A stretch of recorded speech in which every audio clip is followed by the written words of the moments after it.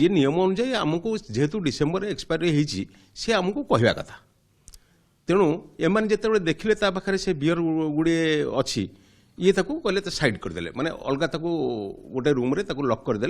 कहले it will be destroyed ये destroyed हम ताकू 30 पेटी बियर था जोटा 234 लिटर होची सेटा कलेक्टर परमिशन से डेस्ट्रॉय कर पावर सुपरटेडेंट अच्छी